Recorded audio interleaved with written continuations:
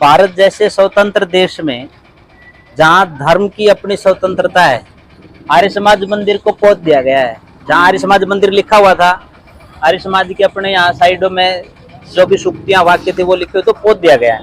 षड्यंत्र तो है, आज का नहीं है, पुराना षड्यंत्र है। आज सारे साथी उत्तर प्रदेश से भी आए हैं। पंकज जी भी आर्य दल से, बड़ौद के हमारे साथी, वहाँ की जो केंद्रीय सभा है आर्य प्रतिनिधि सभा, वहाँ के साथी आए हुए हैं। सोनीपत के साथी भी हैं, उधर गोहाना के साथी भी हैं, अवलाना से भी हैं।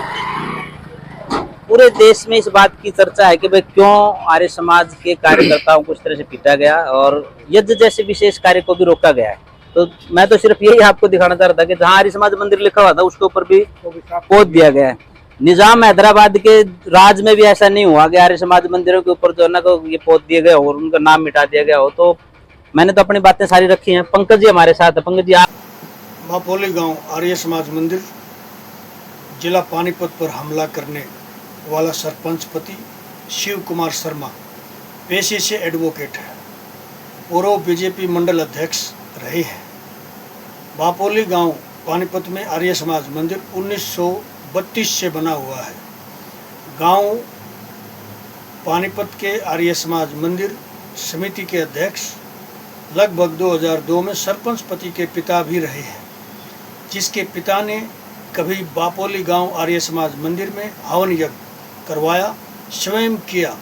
आज उसी का कलयुगी पुत्र सरपंच पति बनकर आर्य समाज मंदिर के मुख्य द्वार से आर्य समाज का नाम मिटा रहा है, आर्य समाज के गेट पर ताला लगा रहा है, देख लो। और आर्य समाज मंदिर के गेट पर ताला लगाकर दमगाई दिखा रहा है। पंचपति होने के, एडवोकेट होने के फायदे गिनवा रहा है। गांव के आर्य परिवारों को हवन यज्ञ करते हुए खुले आसमान के नीचे एसएचओ की हाजिरी में गाली गलौज देकर मार पिटाई कर रहा है। एसएचओ सरपंच पति की राजनीतिक रसूख के आगे वीडियो में लाचार दिखाई देता है। 5 आर्यों को गंभीर चोट आती है, प्रशासन चुप है। कोई कार्रवाई दोषियों पर आज तक दर्ज नहीं हुई, यह साफ दिखाई देता है। इसका मतलब साफ है, सरपंच पति को उकसाकर सरकार द्वारा आर्य समाज मंदिर पर कब्जा हमला करवाया गया है। सूचना यह भी आई है कि खंड अधिकारी, डीडीपीओ, उपायुक्त द्वारा आर्य समाज मंदिर को खाली कराने के आदेश पुलिस को दिया गया है। नंबर 1, कुछ बातें ऐसी हैं जो प्रशासनिक हैं, वो सूचना मिली है, वो मैं आपको तक बता रहा हूँ।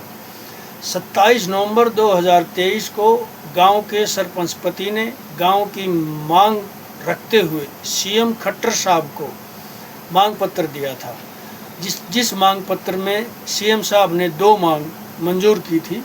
नंबर 1, सब्जी मंडी और एक बस अड्डा, बापोली गांव के लिए सब्जी मंडी और बस अड्डा। 27 नवंबर 2023 को समझना। सरपंच पति ने चर्चा करके गांव में, उससे पहले चर्चा नहीं किया गांव में, सरपंच पति ने फिर चर्चा किया गांव में। सीएम साहब ने 2 मांग मंजूर की हैं। ये बात है 5/6/2024 को। ग्राम पंचायत को सारे अधिकार दे दिए, अपने आप लिख दिया। कुछ आदमी इकट्ठे किए और कहा कि भाई ये सब्जी मंडी और बस अड्डा बनेगा, इसके लिए अनुमति दो। तो गांव ने कह दिया हाँ ठीक है भाई बनवा दे। दूसरी बात, खाली भूमि बस अड्डा बनवाया जाए, सरपंच ने भेज दिया, खाली भूमि बता दिया और यहाँ बस अड्डा बनाया जाए। मुझे ज़्यादा तो इसके बारे में नहीं पता, लेकिन ये परिवहन विभाग को भी दिया गया और ये पाइपलाइन में फ़िलहाल चल रहा है बस अड्डा के लिए। और ग्राम पंचायत द्वारा 15 लाख रुपए उसमें खर्चे भी जा रहे हैं, वो किसी विधायक ने दिए हैं या क्षेत्रीय कोई कहीं से आए हैं, तो पंचायत उसमें बना भी रही है कुछ। अच्छा, जो लोग 10 वर्ष से हॉल नहीं बना सके, आर्य समाज के मंदिर, आर्य समाज की जो समिति है उसको कहा है सरपंच पति ने, एडवोकेट साहब ने, कि जो 10 साल से हॉल नहीं बना सके वो क्या गुरुकुल बनाएंगे। इस टाइप के टॉन्ट भी कसता है। लेकिन सूचना मिली है कि 1/7/25 को कानूनी कार्रवाई करने बारे खंड अधिकारी और बापोली थाना में सूचना आई थी कि इसको खाली करवाओ। यानी कि जो मनोहर लाल खट्टर जी हैं, जो मुख्यमंत्री थे, तो सब्जी मंडी और बस अड्डा इसकी स्वीकृति देकर गए थे। अब उन्होंने वहीं से चुनाव लड़ना था।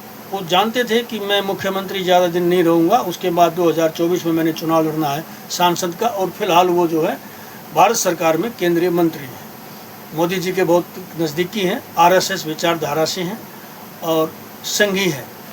तो वो तो खैर एक अलग मैटर हो गया, लेकिन अब गांव का सरपंच गांव के साथ क्या निर्णय और न्याय करता है, ये गांव के हाथ में है। गांव चाहे तो अपनी सर्वसम्मति इकट्ठी करके आर्य समाज मंदिर को बचा सकता है, वरना मंदिर के पीछे तो आपकी सरकार भी पड़ गई है, क्योंकि गांव के सरपंच ने उसी ज़मीन को बस अड्डे के लिए चिन्हित किया है। नमस्कार साथियों, मैं सतपाल बुरा, सनातन संस्कृति रक्षा दल। जैसी सूचना मुझे प्राप्त हुई मैंने आप तक पहुंचाई।